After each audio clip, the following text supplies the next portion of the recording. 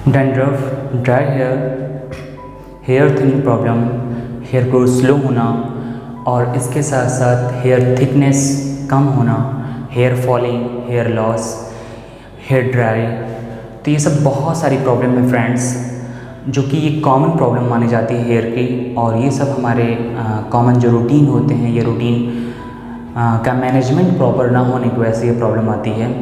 तो फ्रेंड्स, अगर इन सब प्रॉब्लम से आप सफ़र कर रहे हैं तो आज हम आपको बताते हैं कुछ ऐसे टिप्स जिनको आप यूज़ करके, रूटीनली यूज़ करके, पर डे यूज़ करके अपनी इन सब कॉमन प्रॉब्लम को क्या कर सकते हैं, सुधार सकते हैं। हेलो फ्रेंड्स, मैं हूं शमशाद आलम और आज मैं आपके साथ शेयर करने जा रहा हूं ऐसे कुछ 5 टिप्स जिनको आप यूज़ करके अपनी कॉमन प्रॉब्लम, हेयर हेल्थ की कॉमन प्रॉब्लम जो है उसको सॉर्ट आउट कर सकते हैं, उसको सॉल्व कर सकते हैं। तो आज हम आपके साथ तो चलिए स्टार्ट करते हैं। सबसे पहला टिप्स है हमारा स्कैल्प मसाज। स्कैल्प मसाज में जिसको हम बोलते हैं हेड मसाज। तो हेड मसाज में हम क्या करते हैं कि हेड मसाज को ये हल्का हल्का सा हम हेयर्स के अंदर, ठीक, और इसके साथ साथ हम नेक पोर्शन पे पूरा यहाँ तक नेक पोर्शन पे और पूरा फेस पोर्शन पे यहाँ पे इसको प्रेसिंग करते हैं। और प्रेसिंग करने के बाद अब देखिए इससे फ़ायदे क्या होते हैं।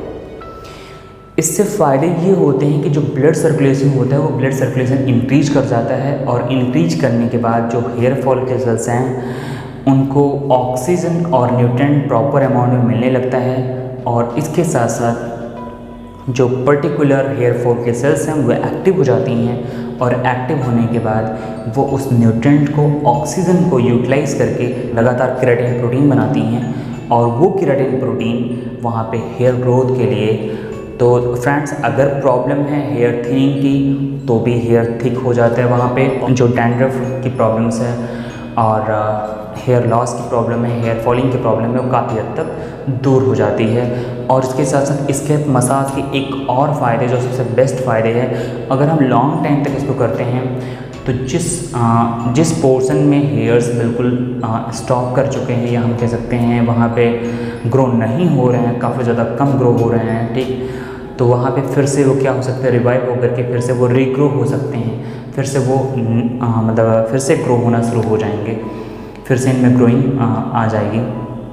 तो इस तरह से स्कैल्प मसाज करके हम अपने हेयर्स की प्रॉब्लम, मैक्सिमम प्रॉब्लम्स को दूर कर सकते हैं। अब स्कैल्प मसाज किससे करें, तो स्कैल्प मसाज आप ऑयल से कर सकते हैं और ऐसे भी कर सकते हैं, ठीक। ऑयल से करने के लिए हम क्या करते हैं कि हम ऑलिव ऑयल ले लें या फिर कोकोनट ऑयल ले लें। ये दोनों बहुत ही अच्छे मतलब तेल माने जाते हैं।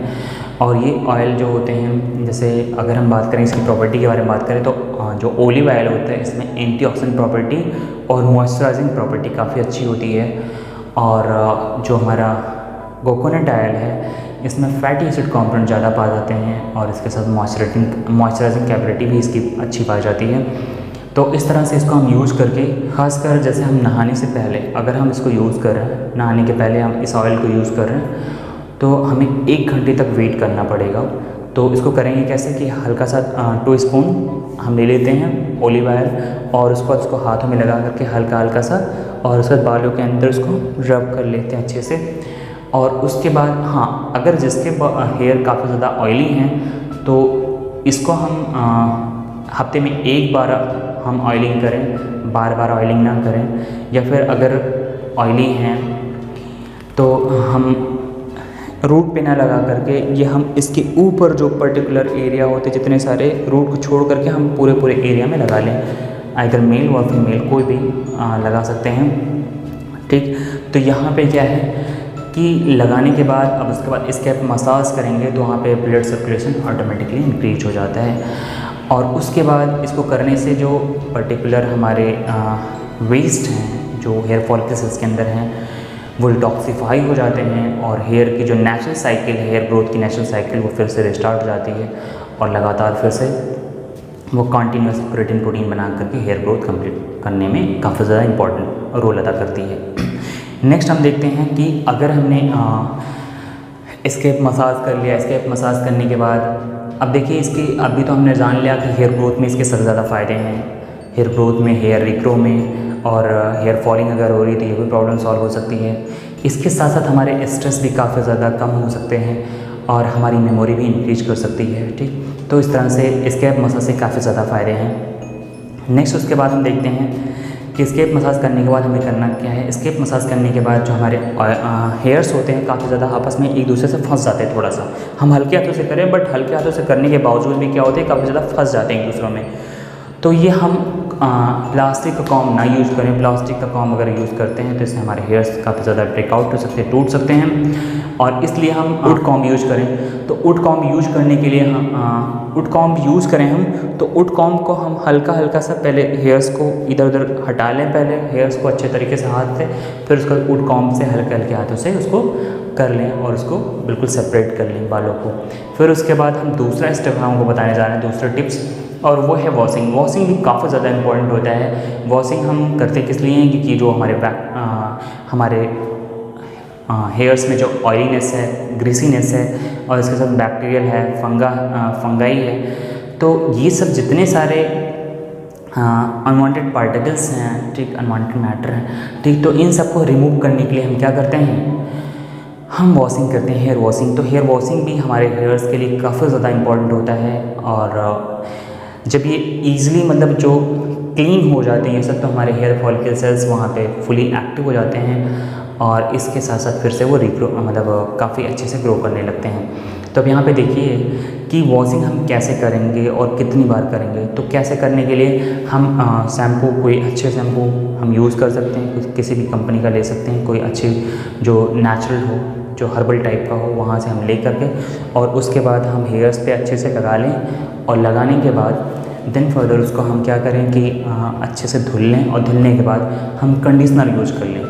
कंडीशनर ज़रूर यूज़ करें, बिकॉज कंडीशनर अगर आप नहीं यूज़ करते हैं, ठीक, तो कंडीशनर भी किसी अच्छे खासी कंपनी का हम खरीद सकते हैं, ठीक, जो ऑर्गेनिक हो, हर्बल टाइप का हो, ठीक, तो उसका हम ले लें। और हर्बल जो आजकल बहुत ज़्यादा महंगे आ रहे हैं उसको ना लें, जो अच्छे हैं, थोड़ा सा नेचुरल हैं, जैसे हिमालय वगैरह है, ठीक, तो इन सब के ले सकते हैं आप। अब उसके बाद देखिए, तो किसी भी कंपनी का आप ले सकते हैं, मतलब ऐसा कोई वो है नहीं जो आपके बालों को सूट करे, शैम्पू और कंडीशनर दोनों। देन उसके बाद क्या है कि लेकिन बट करें, आप कंडीशनर ज़रूर अप्लाई करें। और इसके साथ साथ अगर आपके हेयर में डैंड्रफ प्रॉब्लम है, ठीक, तो डैंड्रफ प्रॉब्लम को रिमूव करने के लिए हम क्या कर सकते हैं, एक टिप्स हम आपको बता दे रहे हैं इसमें, कि इसको रिमूव करने के लिए हम ऑलिव ऑयल ले लें। ऑलिव ऑयल 2 चम्मच ऑलिव ऑयल, और उसके साथ साथ 1 चम्मच हम उसमें नींबू का रस मिला लें।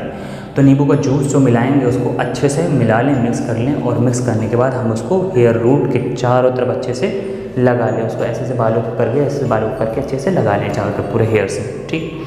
इसको मेल भी कर सकते हैं, फीमेल भी कर सकते हैं। और उसके बाद क्या है कि लगाने के बाद हम उसको 1-1.5 घंटे के लिए छोड़ दें।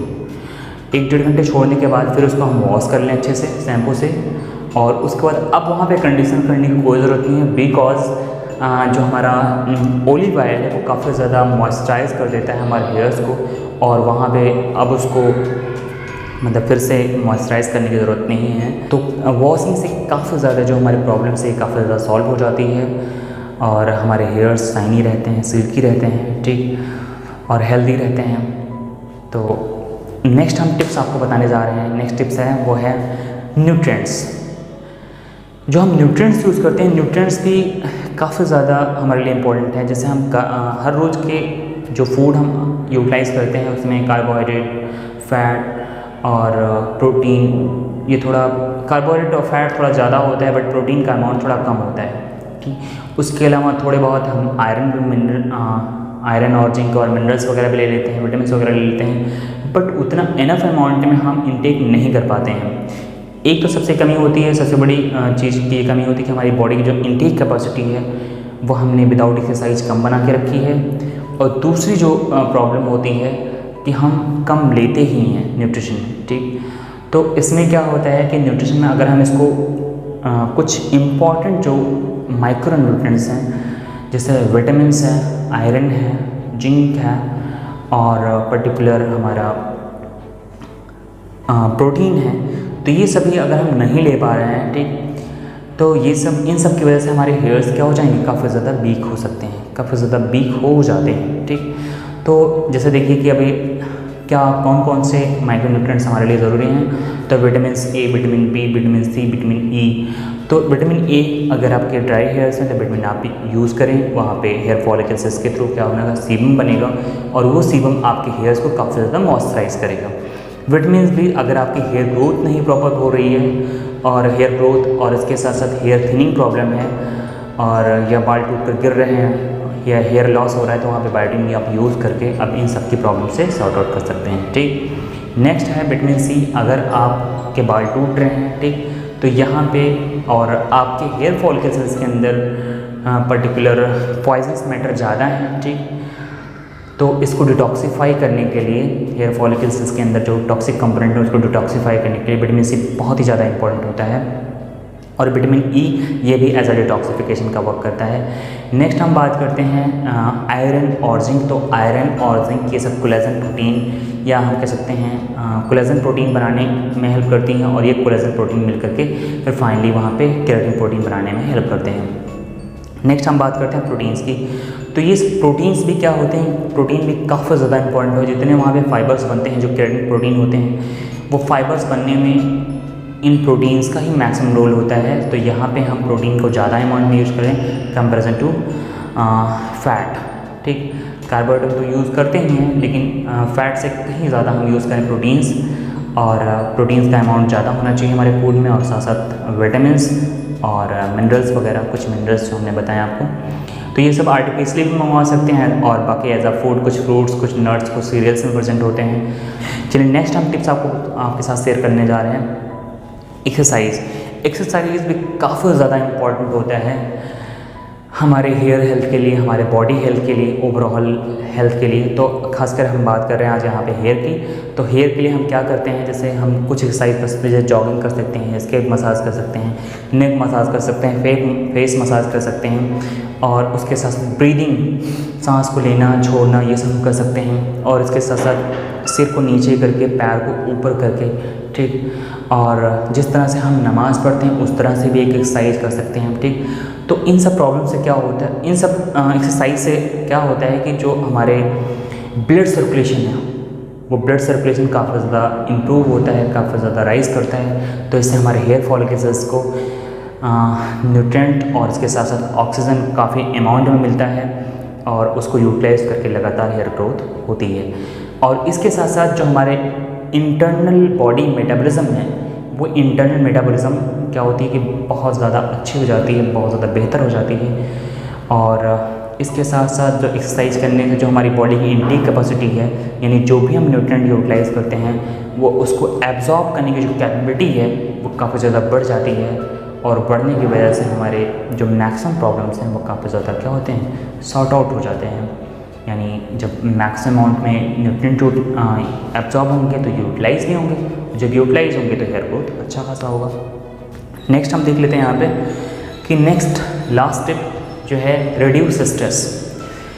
सबसे पहले हम जान लेते हैं स्ट्रेस क्या होता है। स्ट्रेस क्या होता है, किसी चीज़ को इंसान जब पाने की कोशिश करता है और वो चीज़ टाइम से पहले पाने की कोशिश करता है और टाइम मतलब वो चीज़ें टाइम से पहले नहीं मिल पाती हैं तो उसमें क्या होता है, वो स्ट्रेस में आ जाता है। तो स्ट्रेस या कोई चीज़ बिगड़ रही हो, जैसे हेयर फॉल हो रहे हैं तो हेयर फॉलिंग, ये सब हेयर फॉलिंग या हेयर का ड्राई होना या हेयर का टूटना या हेयर का थिन होना, तो ये सब इंटरनल प्रॉब्लम है। जब तक हम इंटरनल चीज़ों पर नहीं ध्यान देंगे तब तक हम छोटी मोटी चीज़ जो तमाम सारे यूट्यूब पे तमाम सारे छोटे छोटे टिप्स बताए जाते हैं, आपको ये कर लो आपके बाल लहराते हुए नज़र आएंगे, ये कर लो आपके बाल बहुत अच्छे हो जाएंगे। ठीक, तो ये सब टिप्स अगर आप अप्लाई करते हैं इन सब के चीज़ों के अलावा तो आपको ये वो काम ही नहीं करेंगे वो, क्योंकि ये सब इंटरनल प्रॉब्लम्स है। आप एक्सटर्नल से उसको कुछ सुधार नहीं सकते आप उसमें, बस आप उसको दिखने में थोड़ा सा अच्छा बना सकते हो बट शॉर्ट टाइम के लिए। बट अगर लॉन्ग टाइम के लिए अच्छा बनाना है तो आपको ये सारे टिप्स आजमाने पड़ेंगे या टाइप्स रूटीन डे में यूज़ करने पड़ेंगे। तो चलिए देख लेते हैं हम। तो स्ट्रेस मतलब होता है कि स्ट्रेस को हम कैसे कम करें। तो स्ट्रेस को कम करने के लिए हम अपने काम को बेहतर तरीके, जो प्रॉब्लम है उस पर फोकस ज़्यादा करें और मतलब उसको सॉल्व करने में ज़्यादा फोकस करें, प्रॉब्लम पे फोकस ना करें, प्रॉब्लम को सॉल्व करने की फोकस ज़्यादा करें। और इसके साथ साथ हम योगा करें, एक्सरसाइज करें और साथ साथ म्यूज़िक सुनें, मेडिटेशन करें। तो इन सब से हमारे जो स्ट्रेस है काफ़ी ज़्यादा रिड्यूस हो सकते, काफ़ी ज़्यादा कम हो सकते हैं। हाँ, एक बात और जान लेते हैं हम कि स्ट्रेस अगर हमारी बॉडी में है तो क्या वो नुकसान करता है हमारी बॉडी को, कैसे वो हमारे हेयर ग्रोथ को स्लो कर देते हैं। तो हेयर ग्रोथ को कैसे स्लो करता है तो चलिए देख लेते हैं हम यहाँ पे। कॉर्टिसोल एक हार्मोन्स होता है, जब हम स्ट्रेस में होते हैं तो कॉर्टिसोल का लेवल क्या होता है, हाई हो जाता है, जिसकी वजह से हेयर फॉलिकल सेल्स को क्या कर देता है, वो काफ़ी ज़्यादा वीक कर देता है, जिसकी वीकनेस की वजह से वो रेस्टिंग फेज में चले जाते हैं। और रेस्टिंग फेज में जाने की वजह से वहाँ पे जो केराटिन प्रोटीन बन रही है वो केराटिन प्रोटीन बनना धीरे धीरे स्लो डाउन पड़ जाता है, इससे वहाँ पे हेयर ग्रोथ स्लो पड़ जाती है। नेक्स्ट उसके बाद उनका हेयर कलर भी डल हो जाता है, और उसके साथ हेयर लॉस वहाँ पे कभी क्या होता है कि एकदम बिल्कुल रेस्टिंग फेज में चले जाती हैं, तो वहाँ पे काफ़ी ज़्यादा हेयर लॉस होने लगता है।